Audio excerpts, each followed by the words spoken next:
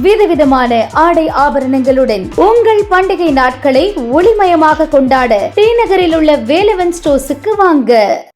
பீகார் சட்டசபை தேர்தல் வெற்றி போல் தமிழகத்தில் அதிமுக தலைமையில் தேஜ கூட்டணி ஆட்சி அமையும் என பாஜக டில்லி மேலிடம் அறிவித்துள்ளது. தேஜ கூட்டணியில் தமிழகத்தில் தற்போது அதிமுக, பாஜக, தமாக, புதிய நீதி கட்சி, இந்திய ஜனநாயக மக்கள் கட்சி போன்றவை உள்ளன.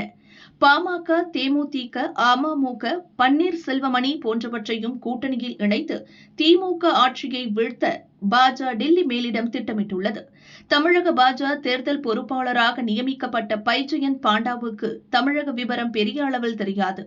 ஏற்கனவே அதிமுகவினருடன் நெருக்கமாக இருந்த மத்திய அமைச்சர் பியூஷ் கோயலை தமிழக பாஜக தேர்தல் பொறுப்பாளராக டில்லி மேலிடம் நியமித்துள்ளது.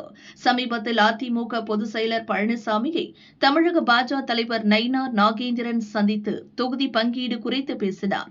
அப்போது இருவரும் பேசிக் கொண்ட விஷயங்களை மத்திய உள்துறை அமைச்சர் அமித்ஷாவிடம் கொண்டு சென்றார் நயினார் நாகேந்திரன். இதையடுத்து பழனிசாமியுடன் தொகுதி பங்கீடு எண்ணிக்கை குறித்து பேச வரும் 23ஆம் தேதி மத்திய அமைச்சர் பியூஷ் கோயல் சென்னை வரவுள்ளார்.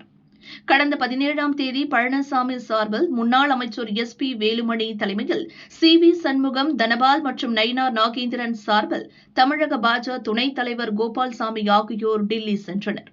துணை ஜனாதிபதி ராதாகிருஷ்ணன், மத்திய நிதியமைச்சர் நிர்மலா சீதாராமன் ஆகியோரை சந்தித்து பேசினர். இதுகுறித்து தமிழக பாஜக தரப்பிலிருந்து சில தகவல் கசிந்துள்ளது. மாநில தலைவர் நாகேந்திரன் துவக்கிய தமிழகம் தலைநிமிர தமிழனின் பயணம் என்ற மக்கள் சந்திப்பு நிறைவு விழா பொதுக்கூட்டம் வரும் ஜனவரி 9 நடத்த திட்டமிடப்பட்டது. அதில் பிரதமர் மோடி, உள்துறை அமைச்சர் அமித்ஷா ஆகியோரை பங்கேற்க வைக்க முயற்சிகள் நடந்தது.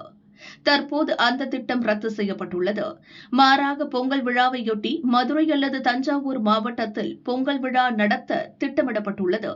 தஞ்சாவூர் மாவட்டத்தில் பொங்கல் விழா நடத்தினால் அருகில் உள்ள புதுக்கோட்டையில் பொதுக்கூட்டம் நடத்துவது ஏற்புடையதாக இருக்காது.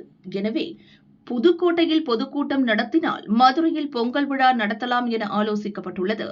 இதன் காரணமாக ஜனவரி 9 புதுக்கோட்டையில் பாஜக சார்பில் நடக்க இருந்த பொதுக்கூட்டம் ரத்து செய்யப்பட்டுள்ளது. பார்லிமென்ட் கூட்டம் காரணமாக அமித்ஷா தமிழகம் வருவது தள்ளி வைக்கப்பட்டது.